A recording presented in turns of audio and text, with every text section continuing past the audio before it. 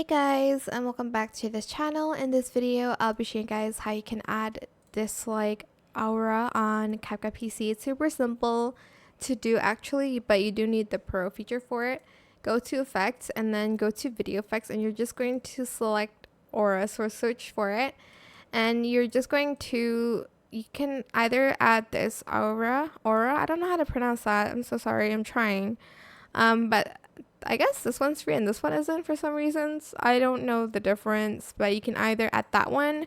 You can also search it on body effects here. There is an aura effect, but this one is a pro one. They have this cool flame outline one, and there's a bunch that you can choose from here, as you can see.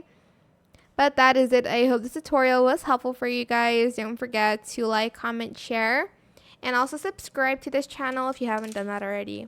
If you have any more questions about this video, just leave it in the comment section down below. I will try my best to answer them all for you guys. And if you found this video helpful, please click the thanks button as well. That is it. Thank you so much for watching. Bye.